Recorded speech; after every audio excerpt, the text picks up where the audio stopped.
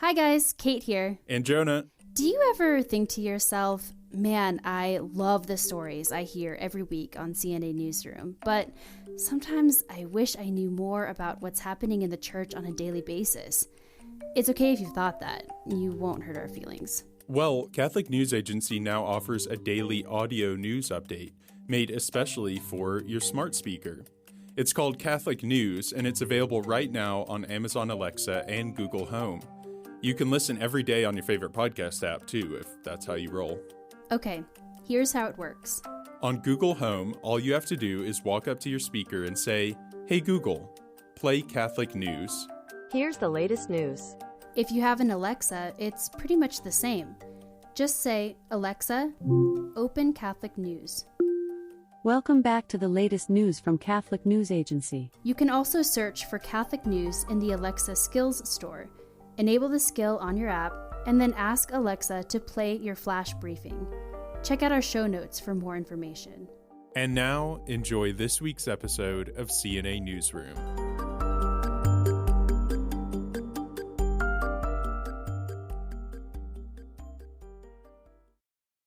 Maren Latham was 25 years old when she made her first visit to a Mormon temple. For a Mormon, which Maren was, visiting a temple is kind of a big deal. There were protocols and things Maren had to do just to be allowed through the front door. An interview process, some classes, and getting a temple recommend, which is essentially a card with a barcode on it that would give her access to the temple building. Her entire life up to that point, Maren had been told that the Mormon temple was the holiest place on earth. She remembers her family made a big deal over the visit. Her aunt flew cross-country, and her family rented a van to make the 4-hour drive south to Cardston, Alberta, home to the oldest Mormon temple in Canada. There was a reason she decided to visit the temple when she did. Maren saw the visit as a last-ditch effort to save her Mormon belief. Her faith was, at that time, in shambles, hanging on by a thread. By the time she exited the temple, what little was left of Maren's Mormon faith was gone. It destroyed my faith because I really had in my mind what Mormonism is, and then to go through the temple and to experience this thing that had been kind of hidden from me for my whole life was so jarring and so unexpected and so unlike my normal church experience. It really shook my faith. It was terrible. I think I'm still traumatized from it, actually. Today, Maren has an entirely new relationship with God. She's Catholic and primarily attends the traditional Latin Mass. But it took her more than a decade to get to where she is today. Years spent navigating a departure from the Mormon religion that shaped her life and searching for the truth, searching for God. This week on the podcast, we tell the story of one woman's conversion from the Mormon religion to the Catholic Church.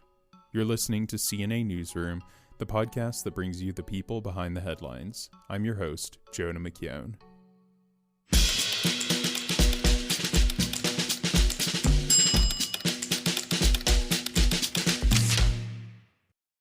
Just a quick note before we begin. Since 2018, the religion that Maren previously belonged to has distanced itself from the term Mormonism and Mormon.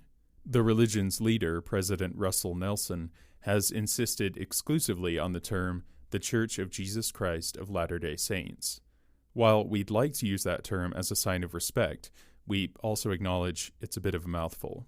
Plus, Maren herself, as you'll hear, uses the term Mormon throughout the interview. So, while we acknowledge the religious leader's wishes, we're going to continue to use the term Mormon and Mormon religion in this podcast, just for the sake of brevity and clarity. Maren's family has deep roots in the Mormon religion. Her mother's side could trace their lineage all the way back to the Mormon religion's founding in the United States in the 1830s. It's a very, very safe world. It was a very happy childhood. We were just always around lots of other Mormon families.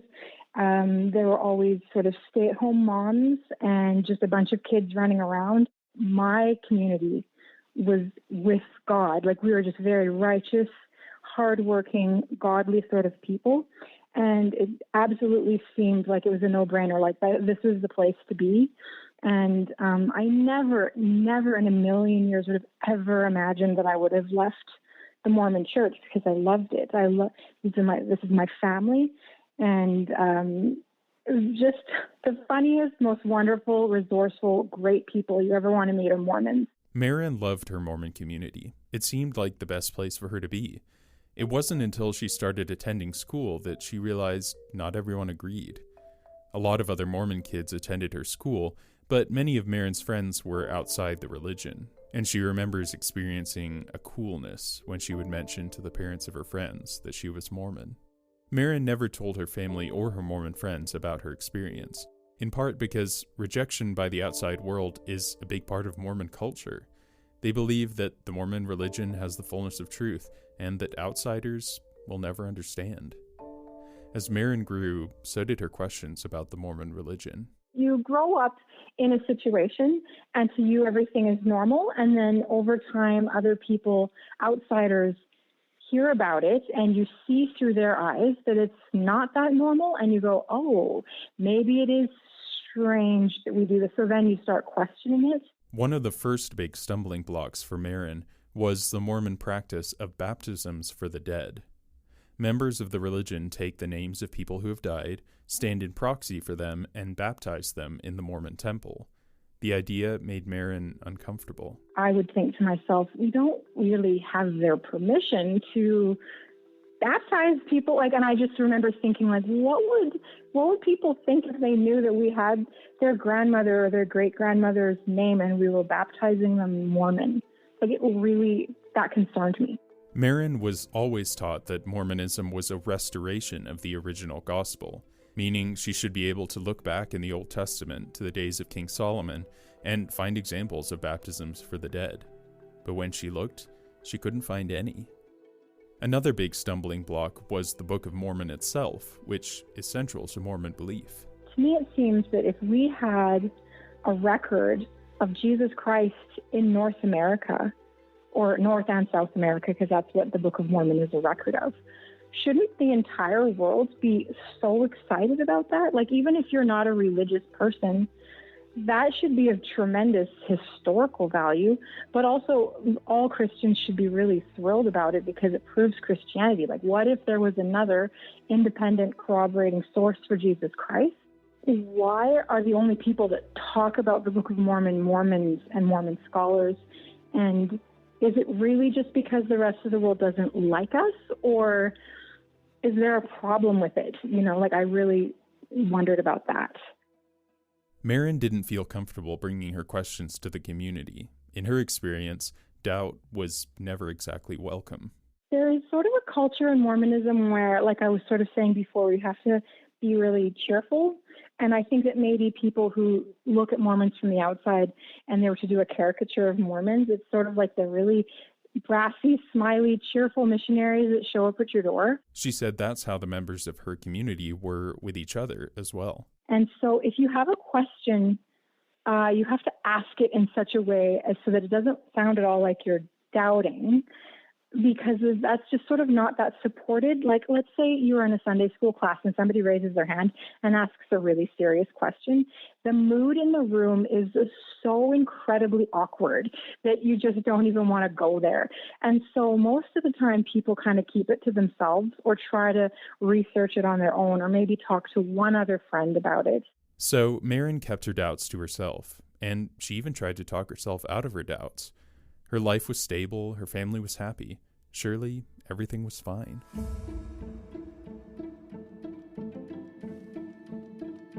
Maren's day-to-day observance of her Mormon belief included Sunday services at a local Mormon meeting house. But the Mormon religion also has temples, which you heard about earlier in the episode. Temples are scattered across the world for particular or special observances of the faith. Maybe people have seen in some certain cities, they're not everywhere, a really big, quite fancy-looking structure with usually a golden angel on the top of it, or just looks like a golden statue, kind of looks like blowing like a long horn. Those are the temples. Maren said most Mormons will go their entire lives without ever setting foot in a temple. It's encouraged, but not necessary, for Mormons to visit one.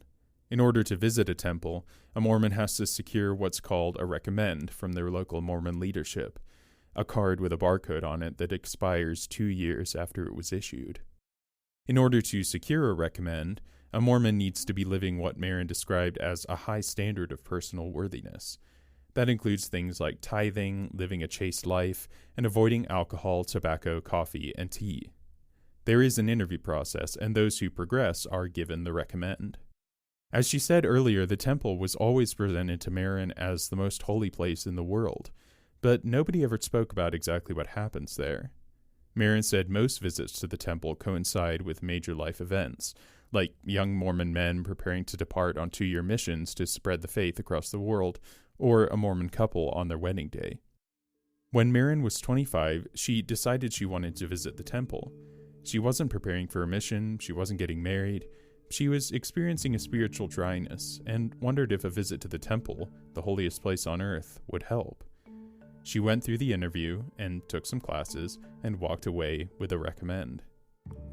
Maren doesn't want to share many details of her experience inside the temple. Just to put any fears to bed, she did not experience any abuse. Rather, she said she felt spiritually endangered by the ceremonies she engaged in, and oppressed by a solemn promise she had to make to keep her experience in the temple a secret. One thing is clear, Maren's experience in the temple destroyed what little belief she had left in her Mormon religion. Maren faced a crossroads. She knew she couldn't continue practicing the Mormon religion, but at the same time, Mormonism infused every part of her life. But over the next 4 years, Maren slowly broke ties with her former religion. We'll share that part of her story after this short break. Stay with us.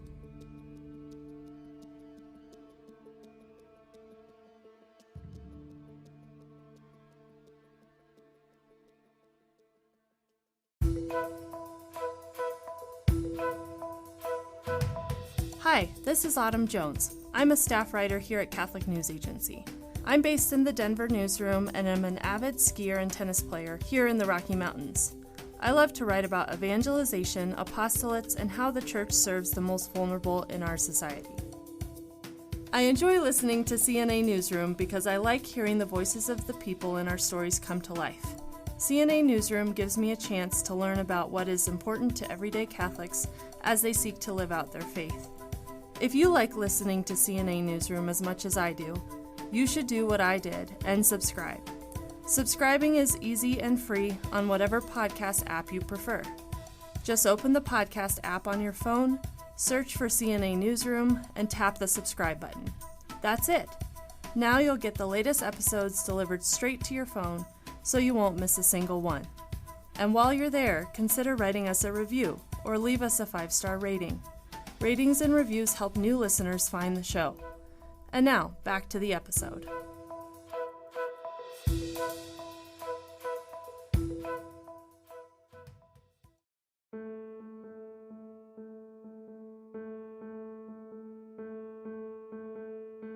Maren walked away from the Mormon temple with a completely shattered belief. But as hard as that experience was, she didn't officially leave the Mormon religion until nearly 4 years later. I mean, a lot of people might have said, okay, you went through this terrible experience in the temple and you discovered then that your religion was really not at all what you thought.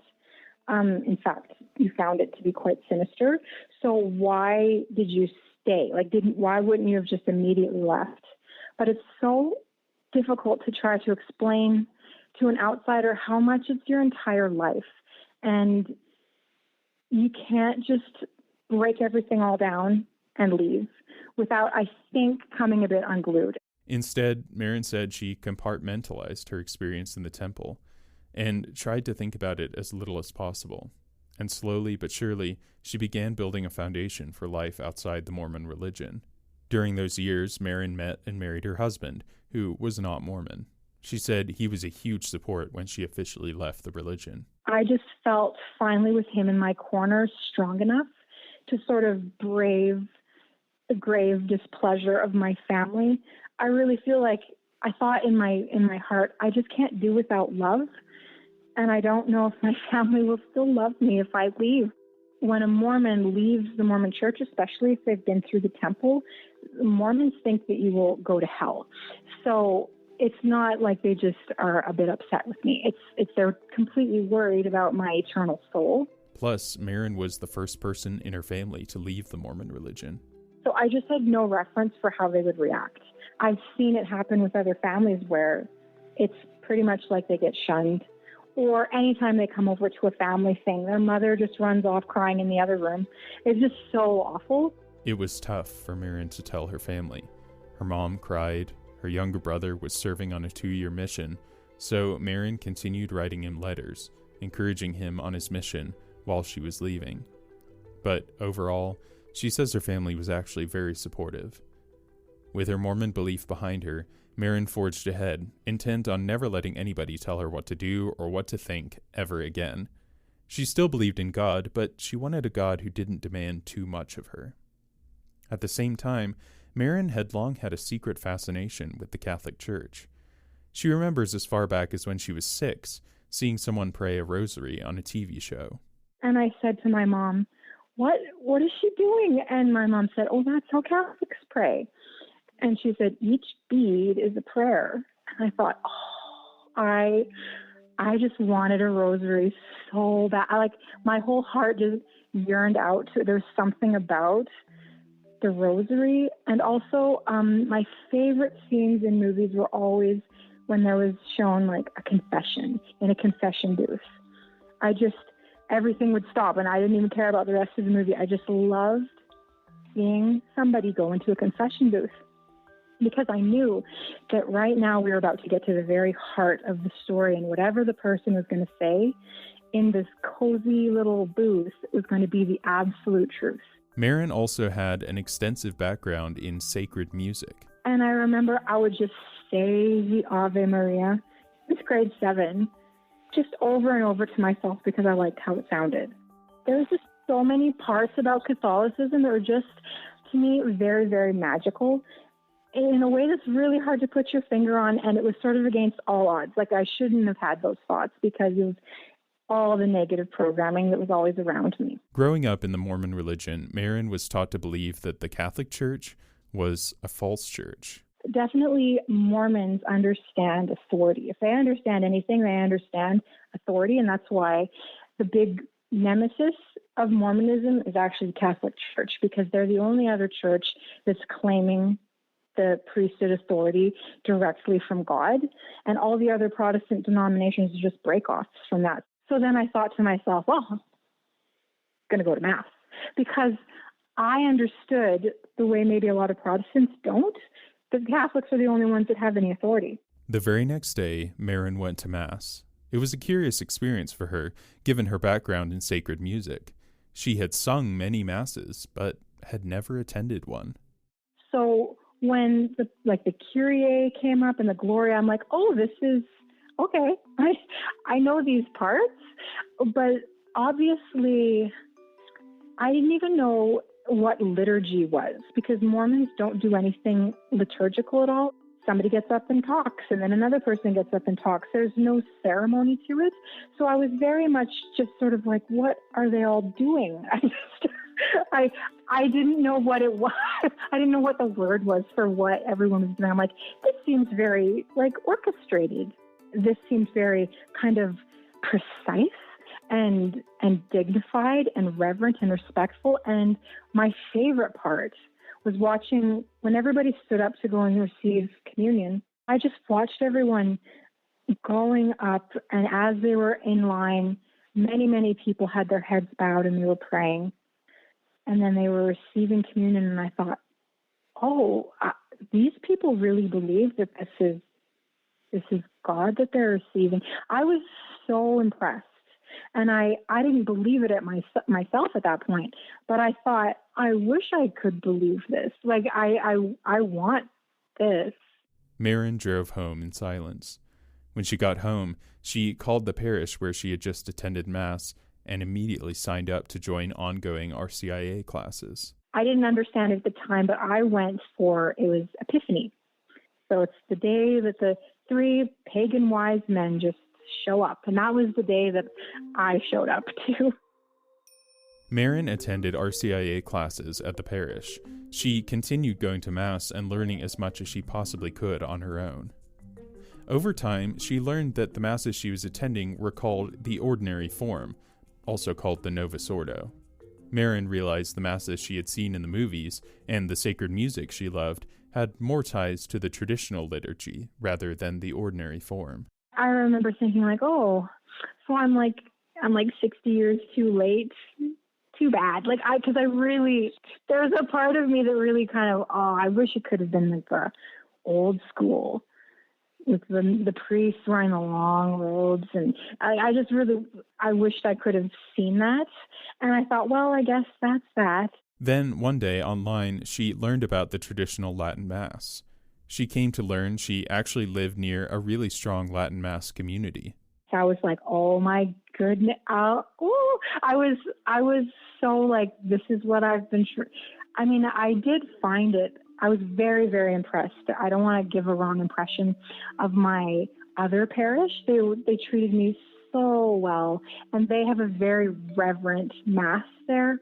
And I'm happy to go there when I can't maybe attend the Latin Mass, but the vast majority of the time I am at the Latin Mass. When I found the Latin Mass, it was sort of like my whole life kind of made sense up to that point. All of the things that I loved were there. After Mass one day, Maren introduced herself to the priest at the parish. She asked if they offered RCIA.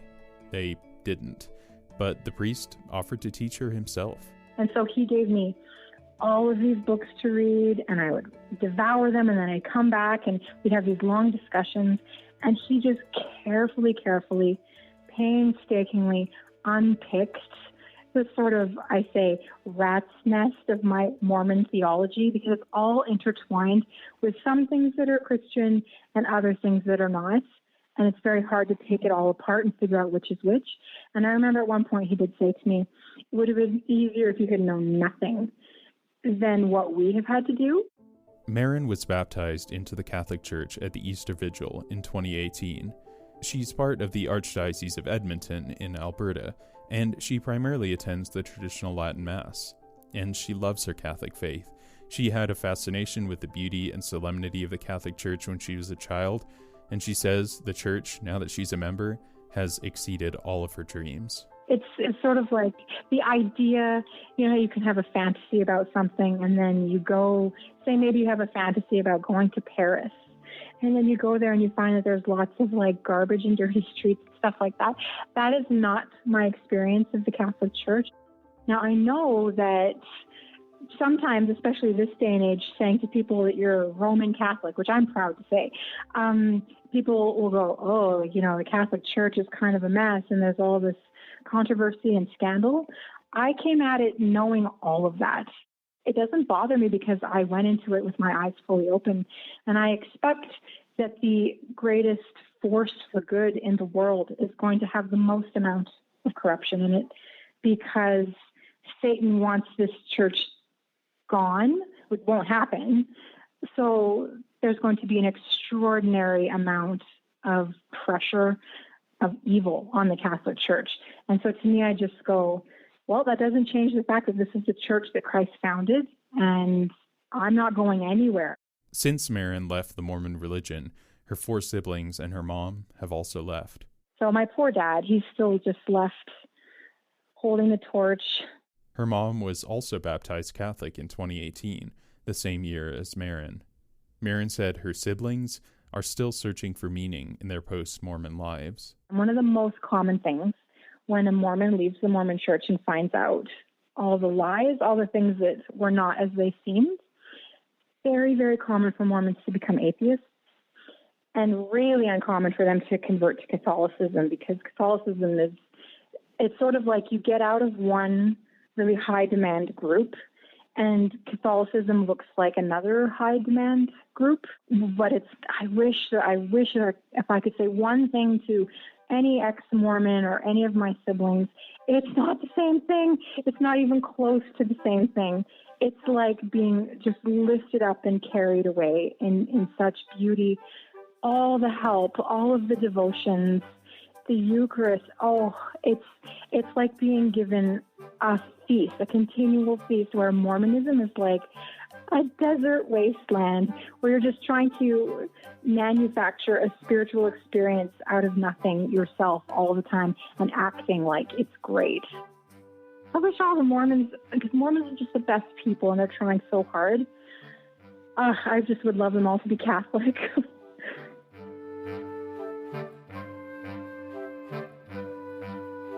CNA Newsroom is a production of Catholic News Agency, a service of EWTN News. I'm your host, Jonah McKeown. I produce and edit this show with the help of our executive producer, Kate Oliveira. A very special thanks to Marin Latham for sharing her story with us. If you enjoy listening to CNA Newsroom, please let us know by leaving us a rating and a review. It really helps us, and it helps other people find our podcast. See you next week.